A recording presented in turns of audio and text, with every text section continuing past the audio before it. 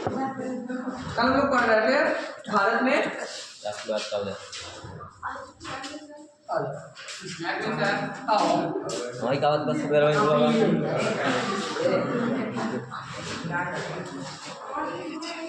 भारत में कल हम लोगों ने पढ़ा था कल हम लोगों ने ये पढ़ा था कि भारत में राष्ट्रवाद के आने के क्या क्या कारण थे। उन कारणों में क्या क्या था, जैसे हम लोगों ने पढ़ा था जो अंग्रेज थे उनकी नीतियां, कौन कौन सी नीतियां थी कि वो भारतीय लोगों के आंतरिक मामलों में हस्तक्षेप करते थे, उनके धर्म में हस्तक्षेप करते थे, उनके व्यापार को बंद कर दिया गया। ठीक, राजाओं के ऊपर नई नए प्रकार की नीतियां लागू की गई। जैसे जो वेलेस्ली था, वेलेस्ली उसने सहायक संधि की नीति अपनाई कि अगर कोई व्यक्ति अंग्रेजों से सहायता लेना चाहता था तो बदले में उसे अंग्रेजों की एक सेना को अपने यहाँ नौकरी पे रखना पड़ता। ठीक, उसी तरीके से डलहौजी था, डलहौजी ने क्या नीति अपनाई, हड़प नीति। उसने नियम निकाला था कि अगर कोई राजा जिसके पास कोई वैध पुत्र नहीं है, मतलब अपना बेटा नहीं है, और वो बगैर बेटे के मर जाता है तो उसका राज्य अंग्रेजों के राज्य में मिला लिया जाएगा।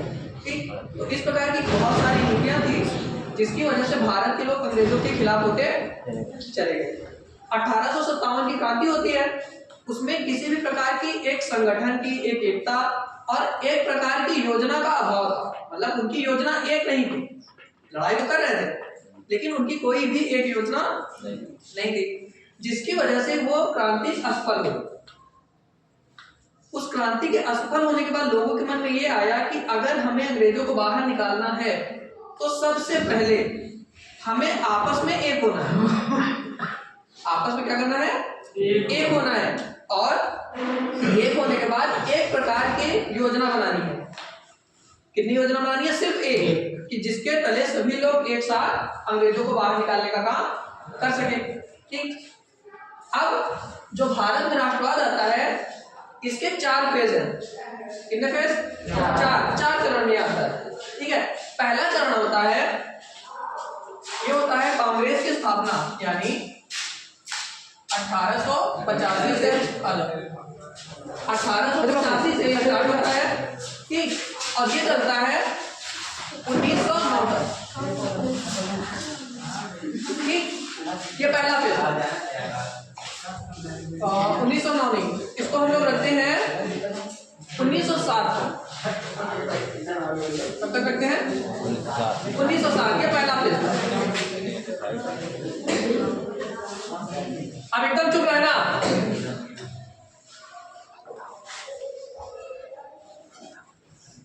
ये पहला चरण। फिर दूसरा चरण शुरू होता है 1907 से और ये चलता है 1919 तक।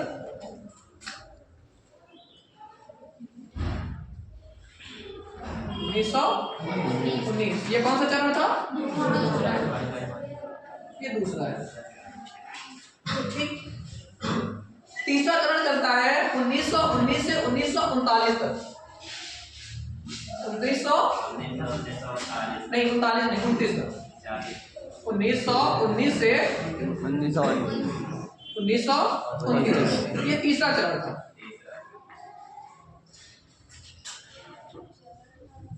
मतलब जैसे कहते नहीं कि वो स्टेप, पहला स्टेप, दूसरा स्टेप, तीसरा और फिर चौथा। चौथा स्टेप शुरू होता है 1929 से 1900।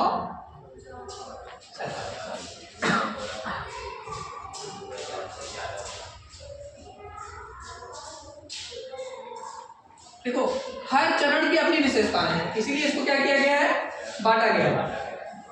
जैसे जो ये पहला चरण है इसमें पूरी तरीके से कांग्रेस हावी रही। पूरे भारतीय मानस पर कौन हावी रहा, कांग्रेस हावी रही। और कांग्रेस में भी 2 दल थे, एक नरम दल था और एक गरम दल। नरम दल वाले कहते थे कि आराम से प्रार्थना पत्र के जरिए, भूख हड़ताल के जरिए, शांतिपूर्वक ढंग से हम अपनी बातों को अंग्रेजों से मनवाएंगे। और दूसरा जो था वो उग्रवादियों का था, गरम दल। वो कहते थे कि हम अपनी जो हमारी चीजें हैं हम उसको अंग्रेजों से क्या करेंगे, छीन लेंगे। 1907 तक जो कांग्रेस था वो एक था, जो कांग्रेस पार्टी थी वो एक थी। यहाँ पे जो गरम दल और नरम दल थे वो दोनों एक ही पार्टी में रह रहे थे, लेकिन 1907 में क्या होता है, कांग्रेस बढ़ गई। 1907 में कांग्रेस बढ़ गई, नरम दल और गरम दल दोनों क्या हो गए, अलग हो गए। ठीक, तो यहाँ से फिर दो तरीके की विचारधाराएं चलने लगी।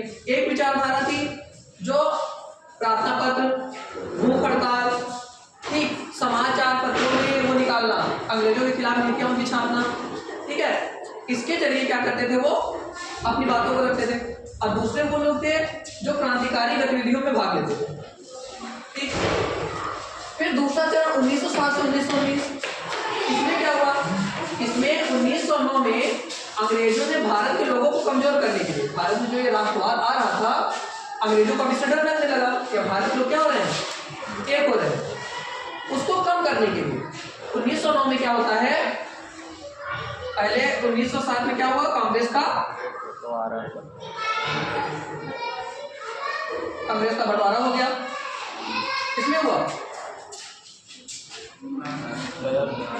नरम दल और गरम दल।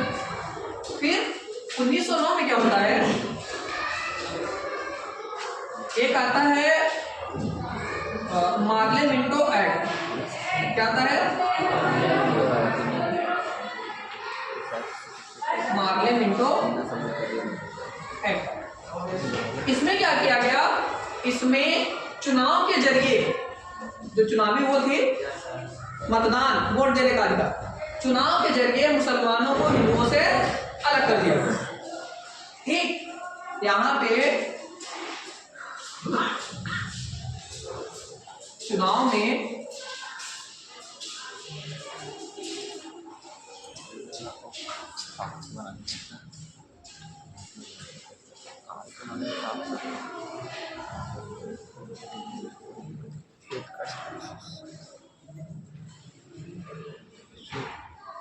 चुनाव में मुस्लिमों को क्या दी गई, अलग से सुविधाएं। ये सुविधाएं क्या दी कि अगर किसी जगह पर मुस्लिम ज्यादा संख्या में है और हिंदू क्या है कम, तो वहां पे सिर्फ मुस्लिम ही चुनाव लड़ेगा और उसको वोट देने का अधिकार सिर्फ मुस्लिम को होगा, वहां पे हिंदू लोग वोट नहीं डाल पाएंगे। तो इससे क्या हुआ कि जो हिंदू और मुस्लिम थे वो दोनों एक दूसरे से क्या हो गए, अलग। हिंदुओं को ये लगा कि मुसलमानों को ज्यादा सुविधाएं दी जा रही है और हमको कम सुविधाएं दी जा रही है। ठीक है, और भारत में कुछ ऐसे तत्व भी काम कर रहे थे जो हिंदू और मुसलमानों को लड़ाना चाहते थे अपने देश के अंदर ही, उनको पूरा क्या मिल गया, मौका मिल गया। ठीक है, उनको पूरा मौका मिला। ठीक, उसके बाद इसी समय, इसी बीच में, ठीक है, गांधी जी भारत वापस आते हैं, है ना। 1915 में क्या होता है, गांधी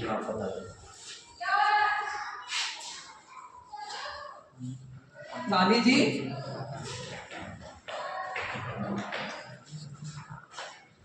भारत आए। ठीक, गांधी जी के आने के साथ भारत का जो ये आंदोलन था, राष्ट्रीय आंदोलन, अब उसकी दिशा बदल गई। उसकी दिशा क्या हो गई, पूरे तरीके से चेंज। अब भारत में गांधीवादी विचारधारा का प्रभाव बढ़ने लगा। गांधीवादी विचारधारा क्या थी कि हिंसा से दूर रहना है, हिंसा से दूर रहना है और अहिंसा, सत्य, हिंसा का प्रयोग करके हमें भारत को आजाद कराना है। ठीक, फिर उसके बाद 1919 ये मार्ले मिंटो एक्ट था और वो आता है चेम्सफोर्ड और मॉन्टेग्यू एक्ट। 1919 में कौन सा एक्ट आता है, मॉन्टेग्यू चेम्सफोर्ड एक्ट। उस एक्ट में क्या किया गया कि भारत में कुछ लोगों को सीमित मात्रा में मत देने का अधिकार दिया गया, वोट देने का अधिकार दिया गया। लेकिन कैसा था, सीमित मात्रा में, सबको नहीं था। जिसके पास जमीन हो, जो बहुत पैसे वाला हो, राजा महाराजा हो, ठीक, या अंग्रेजों का भक्त हो, वफादार, उसी को वोट देने का अधिकार था। ठीक है, ये कब आता है, 1919। इसका नाम था मॉन्टेग्यू चेम्सफोर्ड एक्ट। ठीक है, इस एक्ट के आने के बाद, इस एक्ट के आने से पहले भारत में एक कानून लागू किया गया था, अगर किसी को याद होगा, 1917 में Rowlatt act. Yes sir. Rowlatt act याद है? Yes sir. जिसकी वजह से कौन सा कांड हुआ था? जलियांवाला बाग हत्याकांड। उसी रॉलेट एक्ट की वजह से भारत में कौन सा कांड हुआ? जलियांवाला बाग हत्याकांड हुआ। उस हत्याकांड के बाद 1920 में कौन सा आंदोलन चला?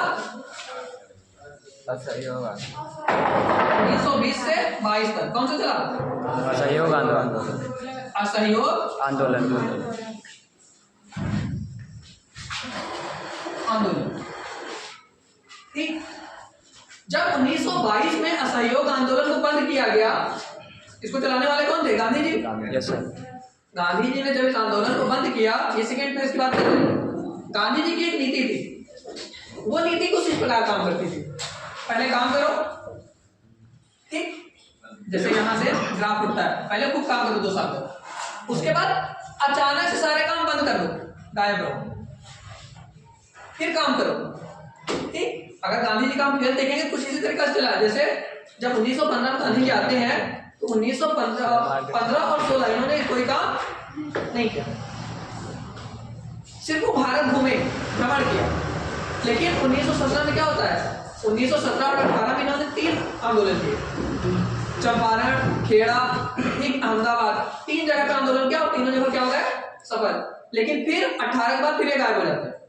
गायब नहीं होते मतलब ये नहीं है कि अलग हो गए, मतलब फिर ये दूसरे काम करने लगे, लोगों को जोड़ने लगे, लोगों को जोड़ने लगे। फिर क्या होता है? 1920 में फिर दिखते हैं, जब देखा इन्होंने यहाँ 2-3 साल में हमने लोगों को इकट्ठा कर लिया है, फिर 1920 में आंदोलन करते हैं। 2 साल फिर आंदोलन करते हैं, 2 साल बाद फिर आंदोलन को क्या करते हैं? खत्म। फिर गांधी जी तुमको यहाँ पे कहीं भी ज्यादा दिखाई नहीं देंगे। मतलब फिर ये क्या कर रहे थे? रचनात्मक कार्य। क्या कर रहे थे? रचनात्मक कार्य। मतलब जो समाज में निचला वर्ग था, पीड़ित वर्ग था, महिलाएं, बच्चे, दलित, इन सबको जोड़ने का काम कर रहे थे, जिनको लोग कैसे कर रहे थे? अपने समाज से बाहर भगा रहे थे, क्योंकि इनको ये पता था कि जब तक प्रत्येक वर्ग साथ में नहीं आएगा आजादी मिलेगी नहीं। वो सबको जोड़ने का काम कर रहे थे। फिर उसके बाद देखो, जब ये सबको जोड़ते हैं, उसके बाद कब देखते हैं? 1930 में सविनय अवज्ञा आंदोलन। 1930 से 32 तक काम करते हैं, फिर 32 के बाद गांधी जी अचानक फिर से गायब है। फिर तुमको ये पूरे 6-7 साल कहीं नहीं दिखेंगे। एक बार दिखेंगे 1937 में वर्धा में, वो भी शिक्षा का सम्मेलन करते हुए। फिर तुमको 40 में दिखेंगे, 40 से 42 फिर गायब है। ठीक।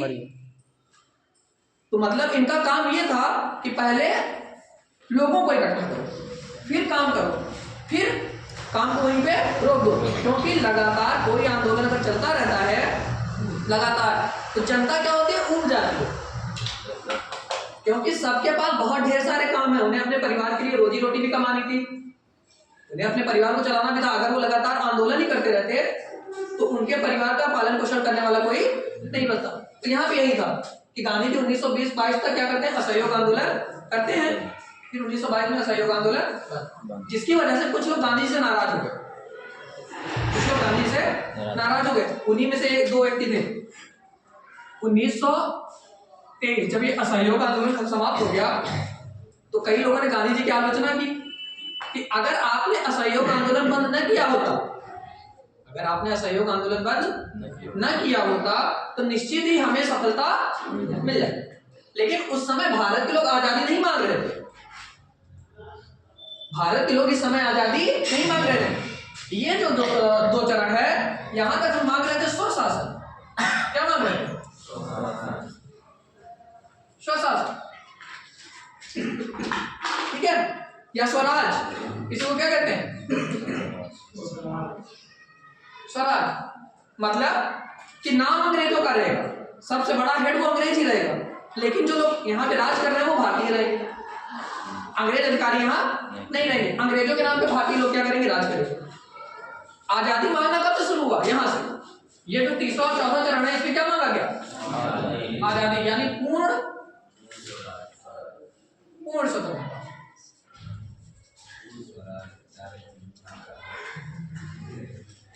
क्या मांगिए? पूर्ण स्वतंत्रता मांगेंगे। अब हमें क्या चाहिए? पूरी तरीके से आजादी चाहिए।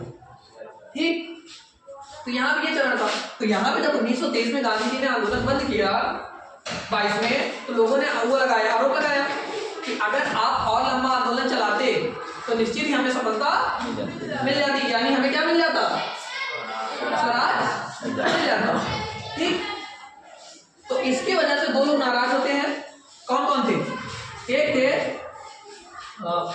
मोतीलाल नेहरू, मोतीलाल नेहरू, और एक थे चितरंजन दास।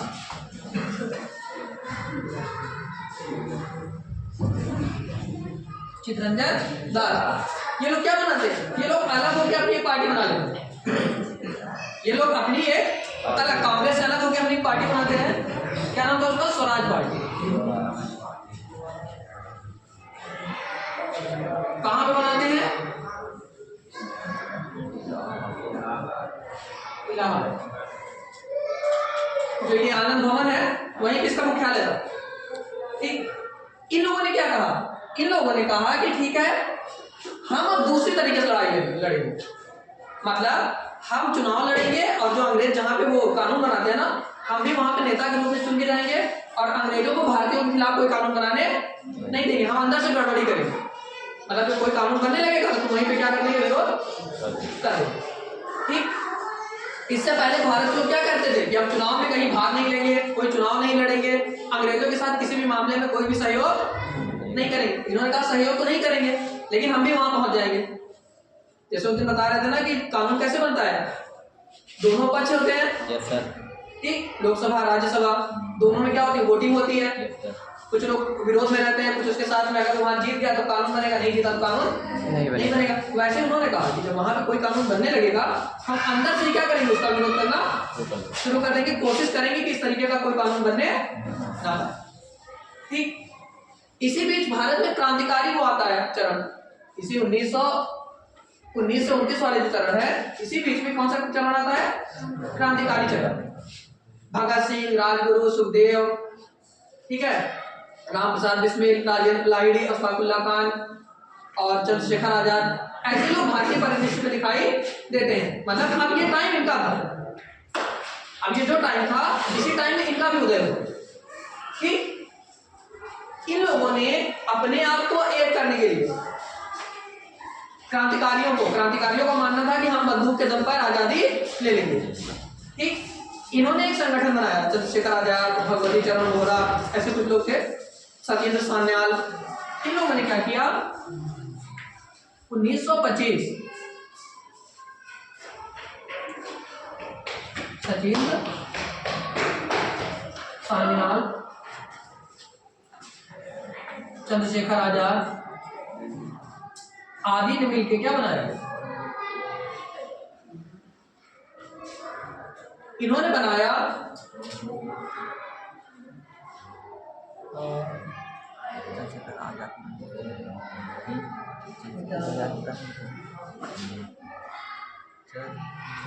हिंदुस्तान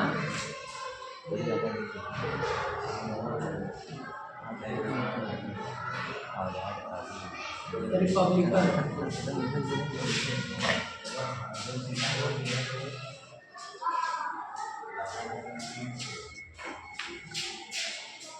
इन्होंने क्या बनाया? Hindustan Republican association, HRA। इसका उद्देश्य यह था कि ऐसे लोगों को इकट्ठा करना जो क्रांतिकारी गतिविधियों में भाग लेना चाहते हैं। फिर इन लोगों के पास हथियार खरीदने के लिए पैसे की क्या पड़ी? कमी पड़ जाती है, मतलब पैसे नहीं थे। तो इन लोगों ने क्या किया? 1925 में 1925 काकोरी ट्रेन, एक बड़ा खजाना ट्रेन में लग के जा रहा था। इन लोगों ने क्या किया? सहारनपुर के पास उस ट्रेन को रोका और उस खजाने को लूट लिया। ठीक, पहले इसको कहा जा रहा था काकोरी कांड, बाद में इसका नाम बदल के क्या कर दिया गया? Kakori train action. ठीक, फिर अंग्रेजों ने क्या किया? कई लोगों को पकड़ा और पकड़ के क्या उनको फांसी लगा दी। कौन कौन थे? जैसे राजेंद्र प्रसाद, ठीक, अशफाकुल्लाह खान, वो सारी राजेंद्र लाहिड़ी, अशफाकुल्लाह खान, राम प्रसाद बिस्मिल। ठीक, इन सबको क्या किया गया? पकड़ के फांसी की सजा दे दी गई। लेकिन चंद्रशेखर आजाद यहाँ से बच गए। बाद में भगत सिंह से मिलते हैं और फिर नई पार्टी बनती है हिंदुस्तान, ये रिपब्लिकन है। इसके पहले एक शब्द जो हो गया socialist, Hindustan socialist Republican association. ठीक, इसको कहाँ पढ़ेंगे आप? आगे वाले कहाँ पढ़ेंगे? आगे वाले चरण। अब देखो ये चीज तो हो गई, लेकिन 1929 में 1928 में एक और काम होता है। ठीक, भारत के लोग 1927 में आता है साइमन कमीशन। इसमें सभी क्या थे?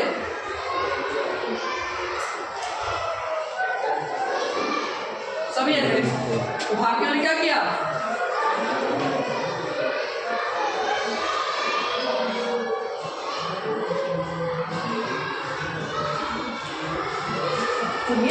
में अंग्रेजों ने भारत में संवैधानिक सुधार के लिए साइमन कमीशन का गठन किया कि जाओ देखो क्या भारत के लोग संविधान बनाने के लिए सही है कि नहीं है। वो आता है तो भारत के लोग उसका विरोध करते हैं। तो अंग्रेज इनको क्या देते हैं? चुनौती कि ऐसा करो, एक ऐसा संविधान बना के ले आओ, एक ऐसा संविधान बना के ले आओ जिसको भारत के सभी लोग क्या करें? स्वीकार करें, कोई उस पर बहस ना हो। तो 1928 में क्या आती है?